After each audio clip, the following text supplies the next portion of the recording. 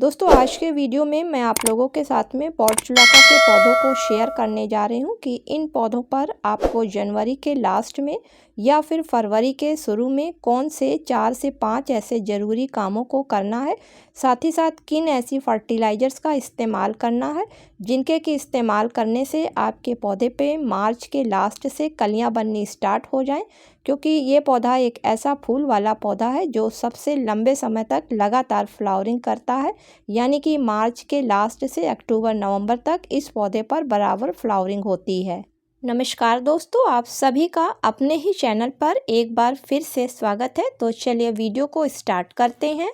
तो दोस्तों ये एक ऐसा फूल वाला पौधा है जिसको कि कई नामों से अलग अलग जगहों पर जाना जाता है। जैसे कहीं पर इसे 9 o'clock मॉस रोज, तो कहीं पर इसे ऑफिस टाइम 9 बजिया और पोर्चुलाका के नाम से जानते हैं।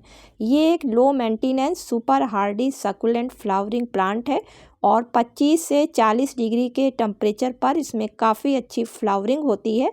लेकिन जैसे ही 15 डिग्री के नीचे टेम्परेचर सर्दियों में जाने लगता है तो ये पौधा अपनी ग्रोथ को रोक देता है और डोरमेंसी पीरियड में चला जाता है। उसके बाद जैसे ही जनवरी के लास्ट में टेम्परेचर बढ़ना स्टार्ट होता है तो इस पौधे पर भी हल्की सी ग्रोथ स्टार्ट हो जाती है। तो चलिए देखते हैं कि कौन से काम हमें करने हैं और कौन सी फर्टिलाइज़र अच्छी फ्लावरिंग और अच्छी ग्रोथ के लिए देना है। दोस्तों पहला काम आपको करना है कि अब अपने पौधे को आपको उठाकर ऐसी जगह पे रखना है जहाँ पर इस पौधे को पूरी देर की धूप लगे, क्योंकि ये धूप वाला ही पौधा है। छांव में रखने पर यह पौधा काफ़ी हरा भरा रहता है लेकिन इस पर कलियाँ नहीं बनती हैं। दूसरा काम करना है पौधे की साफ़ सफाई करना। तो दोस्तों साफ़ सफाई करने से पहले पौधे को आप पानी देना बंद कर दें, जिससे कि मिट्टी हल्की सी सूख जाए और सूखी हुई मिट्टी में किसी भी पौधे पर काम करना काफ़ी आसान होता है। खासकर पोर्चुलाका की जो जड़ें होती हैं वो ऊपर की तरफ होती हैं और काफ़ी पतली होती हैं। गीली मिट्टी में काम करने से हो सकता है पौधे को नुकसान पहुँचे। तो जब आपके गमले की मिट्टी सूख जाए उसके बाद आप धीरे से अपने पौधे में जो भी खराब खरपतवार निकल आए हैं उनको सब हटा दें, क्योंकि अक्सर जब पौधा डोरमेंट पीरियड में जाता है तो उसकी मिट्टी में कई तरीके के खरपतवार निकल आते हैं। इसके अलावा अगर आपके पौधे में कोई खराब सूखी डालियां हैं जो सर्दी में खराब हो गई हैं तो उसको भी हटा दीजिए और पौधे को अच्छी तरीके से साफ कर दीजिए। अगला काम आपको करना है कि अपने पौधे पर जो भी गमले में इधर उधर डालियां लटकी हुई हैं उन सभी डालियों को दोस्तों हटा देना है, क्योंकि अक्सर डोरमेंट पीरियड में जब पौधा जाता है तो वो अपनी ग्रोथ को रोक देता है, जिसकी वजह से डालियां जो हैं अक्सर मुरझा कर ख़राब सी जाती हैं। तो जब आप इनको हटा देंगे तो वहाँ से नई नई ब्रांचें निकलेंगी और आगे चलकर उन्हीं ब्रांचों पर कलियां आएंगी। साथ ही साथ आपका पौधा भी काफ़ी घना होता जाएगा। अगला काम आपको करना है कि अगर आप अपने बगीचे में आने वाले समय में ढेरों पोर्चुलाका के फूल लेना चाहते हैं तो उसके लिए नए पौधे भी तैयार कर सकते हैं। तो इन पौधों को तैयार करने के लिए जो अभी आपने कटिंग करी है उसमें से जो फ्रेश मोटी ब्रांचें हों हेल्दी उनको आप ले लें और उनसे नए पौधे कटिंग के द्वारा तैयार कर लें, क्योंकि दोस्तों इनकी कटिंग जो है वो काफ़ी आसानी से लग जाती है हर तरीके की मिट्टी में और 4 से 5 दिन में उसमें नई रूट्स भी आने लगती है और मात्र 2 से 3 इंच की कटिंग आराम से ग्रो भी हो जाती है।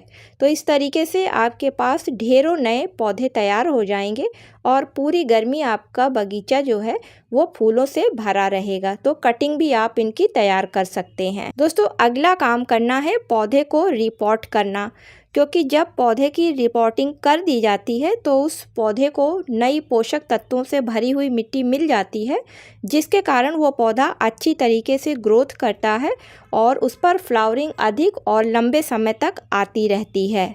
तो दोस्तों वैसे तो पोर्चुलाका का पौधा हर तरीके की मिट्टी में बहुत आसानी से ग्रो हो जाता है, लेकिन अगर कुछ हटके इसके लिए आप मिट्टी तैयार करेंगे पोषक तत्वों से भरपूर तो ये पौधा लंबे समय तक आपको फूल देता रहेगा। तो चलिए दोस्तों देखते हैं कि अब इसके लिए हमें सॉइल मिक्सचर किस तरीके से तैयार करनी है। तो सबसे पहले 60% बगीचे की साफ़ मिट्टी ले लेते हैं और अब उसमें 30% वर्मी कंपोस्ट या फिर गोबर की अच्छी सड़ी हुई खाद को मिला लेते हैं और जो बचा हमारे पास 10% है उसमें बालू या फिर बगीचे की सूखी पत्तियों को लेना है। तो दोस्तों इन दोनों का काम होता है कि मिट्टी का ड्रेनेज सिस्टम काफ़ी अच्छा रहता है जब इनको मिलाया जाता है। इसी के साथ में मिट्टी मुलायम रहती है और मिट्टी के जो एयर पॉकेट होते हैं वो इनकी वजह से खुले रहते हैं, जिसकी वजह से जब पानी डाला जाता है तो मिट्टी में पानी रुकने नहीं पाता है और जड़ों को एयर पॉकेट खुले होने की वजह से हवा आसानी से मिलती रहती है और पौधा अच्छी तरीके से ग्रोथ करता रहता है। अब इसमें आप 2 चम्मच नीम खली के पाउडर को मिला लें, या फिर अगर आपके पास नीम खली का पाउडर नहीं है तो 1 चम्मच आप हल्दी पाउडर को मिला लें। तो दोस्तों इनको मिलाने से मिट्टी में किसी तरीके के इंसेक्ट वगैरह नहीं लगते हैं और जड़ों में फंगस भी नहीं आती है। अब सभी चीज़ों को आपस में मिला लेते हैं और मिलाने के बाद में जो गमला खाली किया है उसमें भर लेते हैं। तो दोस्तों मॉस रोज़ के पौधे को ज़्यादा गहराई वाले गमलों की ज़रूरत नहीं पड़ती है, क्योंकि इनकी जड़ें ऊपर की तरफ होती हैं। इसलिए जब भी आप इन पौधों को लगाएं तो चौड़ाई वाले गमलों का सिलेक्शन करें, ना कि गहराई वाले गमलों का सिलेक्शन करें। लास्ट में दोस्तों जब आप पौधे को गमले में अच्छी तरीके से रिपोर्टिंग कर दें तो उसके बाद फिर आप ये लिक्विड फर्टिलाइज़र उसमें डाल दें। तो ये पोटेशियम, आयरन और सल्फ़र से भरपूर फर्टिलाइज़र है जो कि प्याज के छिलकों से बनाई गई है और इसको डालने से आपके पौधे में किसी भी तरीके की फंगस नहीं आएगी। साथ ही साथ इसमें जो पोटेशियम पाया जाता है उसकी वजह से आपके पौधे पर फ्लावरिंग जल्दी स्टार्ट होएगी और सल्फ़र की वजह से किसी भी तरीके की जड़ों में कीड़े नहीं लगेंगे और आयरन की वजह से आपका पौधा काफ़ी मजबूत रहेगा। अब आप अपने पौधे को उठाकर पूरी तरीके से धूप वाली जगह पर रख दें और दोस्तों 15 से 20 दिन तक कोई भी फर्टिलाइज़र आपको पौधे को नहीं देना है। उसके बाद फिर आपको अपने पौधे में ज़्यादातर लिक्विड फर्टिलाइज़र पोटेशियम रिच देनी है, जिससे कि पौधे पर जल्दी फ्लावरिंग स्टार्ट हो सके। इस तरीके से दोस्तों 15 दिन के अंतर पर आपको कोई भी पोटेशियम रिच फर्टिलाइज़र का इस्तेमाल करना है।